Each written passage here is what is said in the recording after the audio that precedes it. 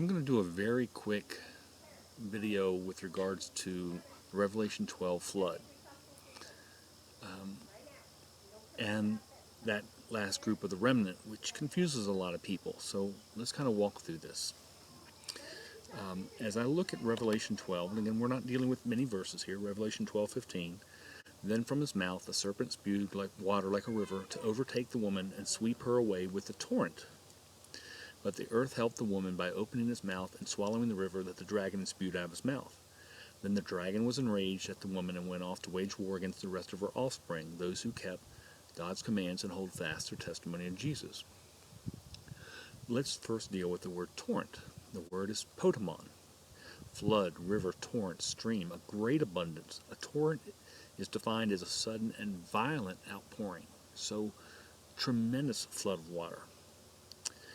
Where do I see that occurring?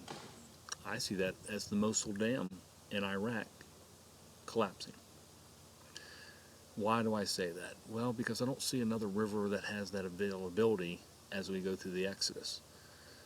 It won't be the Jordan River because this is before we would cross the Jordan.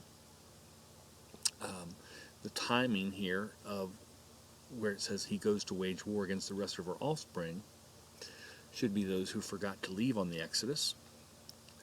So that's a timing that we know from Revelation 14:13. Blessed are those who die in the Lord from now on. So we know, and that was after all of the trumpet judgments. So this is now into the bowl judgments. So it's a very short period of time that he has to do this. So that's another key. And the location because of that. At that point in time, those in the Exodus, we've pretty much done most of the work. We've went through Jordan at that time. We went through Syria. We've coming down through Nineveh. Because as soon as we get to Babylon, we're going to, and finish up through Babylon, then we're going to turn and go back towards home for Armageddon and for the return of the Messiah, which is much more important than Armageddon. Armageddon is just a sweep up. So there's a couple things here that we should look at. When again, when we're talking about the remnant against the rest of her offspring, so obviously that torrent was against those in the group. And the thing about the Mosul Dam, I'll actually finish up on the Mosul Dam, it's built on very weak foundations. It's in the right location. I don't think it's going to be the Euphrates River because the Euphrates River is drying up for the sixth bowl. So this is something that is going to be an amazing thing. And so when we pass Mosul in Iraq, as we're coming down from Nineveh, we should be just ready to start celebrating at that point in time, because once you see the water, just start jumping because it's going to be a miracle. He's going to open up the earth to swallow that torrent of water to keep us safe. And so what an amazing time. So that's where I see that occurring. We know that the Mosul Dam's on that weak foundation, and they're always having to repair it during the time of the trumpets. Are they going to really deal with repairing it? They didn't repair it in a couple weeks that ISIS had it, and it almost collapsed then. So that holds back a tremendous amount of water. So it fits.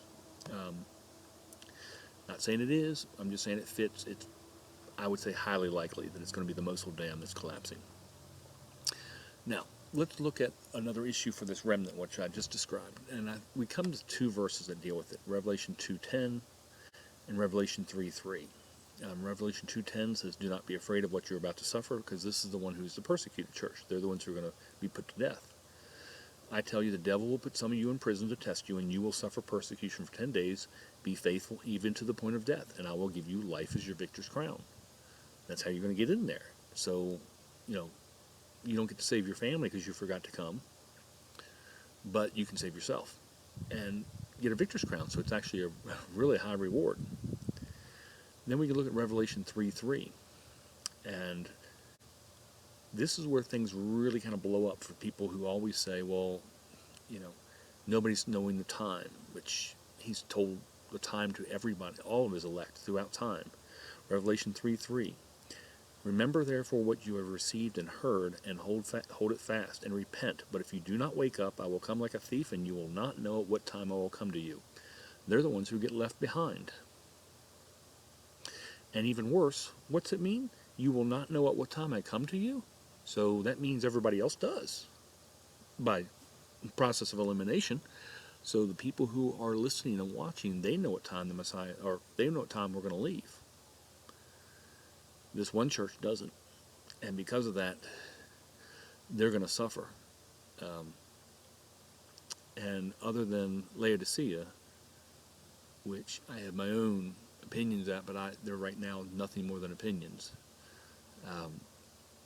You know, this church is going to suffer because they have to suffer because that's their only way in at that point. And so it's very difficult for them. And again, I told you this was going to be a real quick video. Again, it's just on that Revelation 12, that river. And again, when we're in the Exodus and when we see that river, jump for joy. Again, even if you don't even see the river, when you pass the Mosul Dam, start celebrating, because I wouldn't even look forward at that point in time. I'd be looking back, just waiting for it. Because when he tells you this is going to be a giant miracle in your presence, do you want to be looking the other way? I mean, if I'm doing something and I'm having to go through a house or something, I'm trying to run back as fast as possible so I can watch. I don't want to miss this miracle.